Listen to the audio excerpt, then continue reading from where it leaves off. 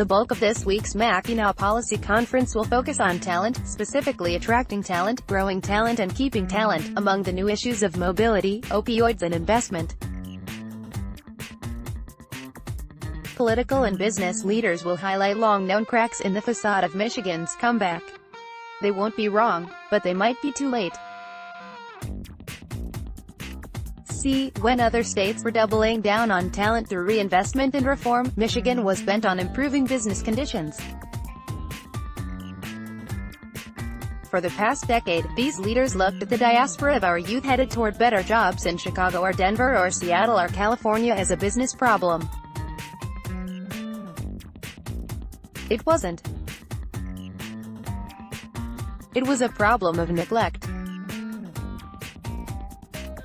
Our leaders abandoned Michigan's youth, and now they are racing for solutions to fill the talent gap they created. Detroit Rising podcast, Mackinac Conference wrestles with rapid change, uncertain tide. First failing of our political and business leaders was misstating the problem.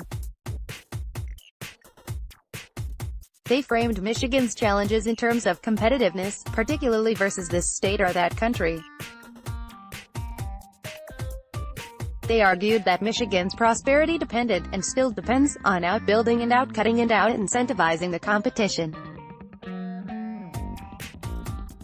It doesn't. Michigan's prosperity depends not on outcompeting others, for their wins spill over to our wins. Indiana wins big, we get some wins too. Over the past decade, Michigan has worked on competitiveness by bettering the corporate tax climate that, there's no denying, has spurred innovation. Michigan is now the 10th best state in the number of patents, outperforming peers and stronger states in many other indicators, according to last year's Business Leaders for Michigan Economic Benchmarking Report. It's even had strong employment growth, surpassing many states in recent years. Though much of that growth can be attributed to regaining a portion of the jobs lost in the gut punch of the Great Recession.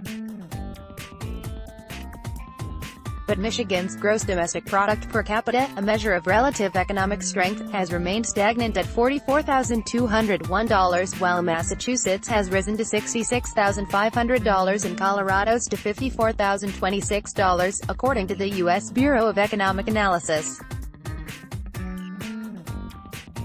And the state's overall GDP and population have failed to rise. The reality is Michigan's leaders cut business taxes and improved the overall business climate for very little improvement in overall performance. Education remains the deadweight holding Michigan back. Michigan ranks 46th in the U.S. for fourth-grade reading proficiency, a metric that continues to trend down, 42nd in career and technical education and 47th in out-of-state college enrollment, according to the BLM report. For years, Michigan's leaders have sparred over school funding, believing spending isn't linked to outcomes, showing how funding has increased for nearly 50 years without improved test scores. They think the money is misspent, and increased funding isn't the answer. They're right to a degree. But it's impossible to deny cuts hurt children and increases benefit them, particularly for low-income students. Research from Northwestern University in 2016 examined school funding increases across the country over a 30-year period and found that if a poor child attends a school that receives a 20% funding increase throughout 12 years of public education, that child is more likely to complete an additional year of education, earn 25% more as an adult and is 20% less likely to be poor as an adult, cited Michigan Futures Inc. in its 2017 education policy plan. But funding isn't the whole picture, it's leadership. Tennessee is a poorer state than Michigan with a GDP per capita at $38,591. And it pays its teachers less at an average of $48,817, below the national average, compared to Michigan at $61,875, according to April rankings from the National Education Association.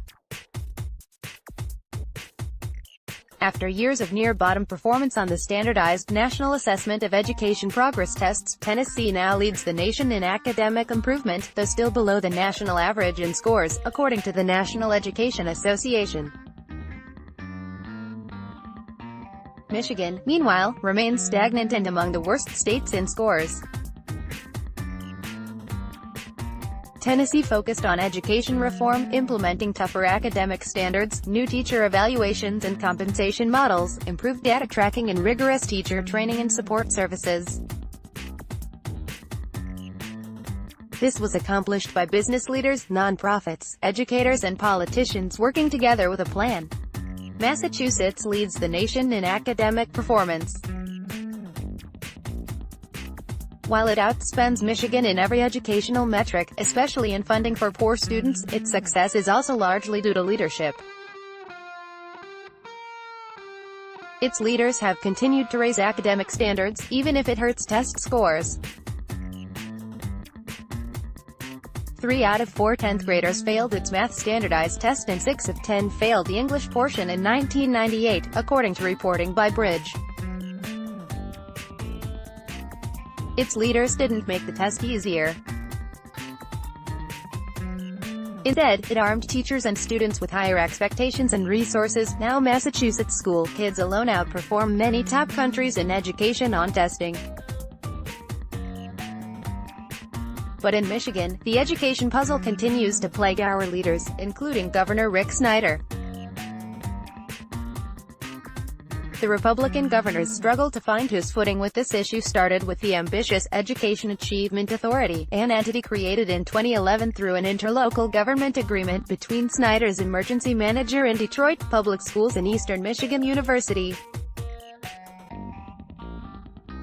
The EAA took over 15 chronically failing Detroit schools in the fall of 2012. The plan was bedeviled by high staff and student turnover, financial problems and leadership troubles, and the EAA was dissolved last year.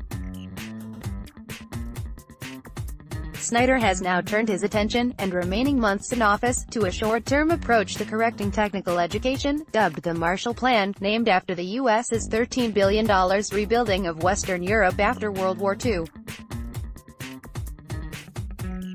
Snyder's $100 million, 5-year plan calls for developing 150 competency-based education programs and certificates across the state that involve schools, colleges and employers. Those certificate programs are geared toward filling an estimated 811,000 jobs coming open through 2024, mostly in the fields of information technology, computer science, manufacturing, healthcare and professional skilled trades.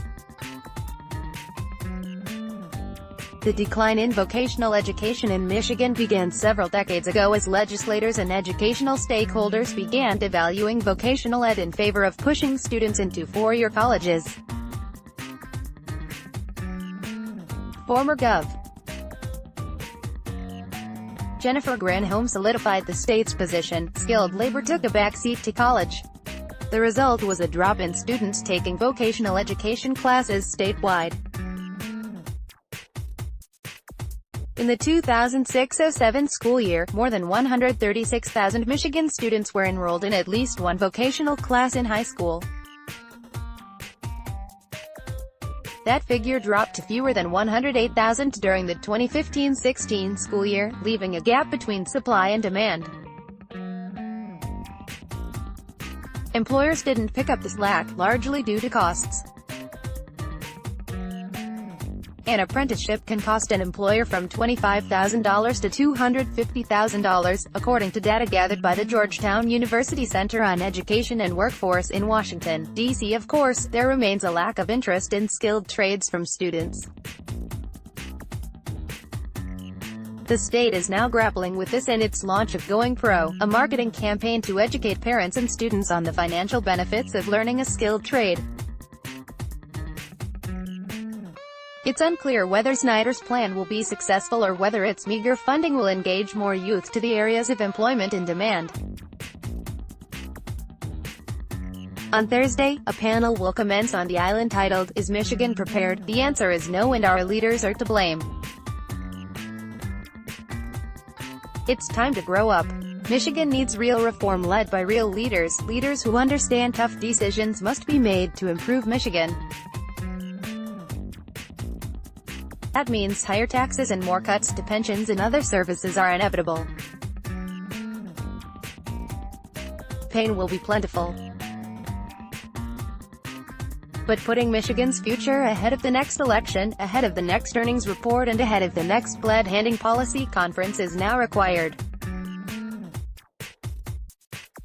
Reinvesting in Michigan's youth is the only way forward, and the will to do so requires more steely-eyed leaders than can fit in the Grand Hotel.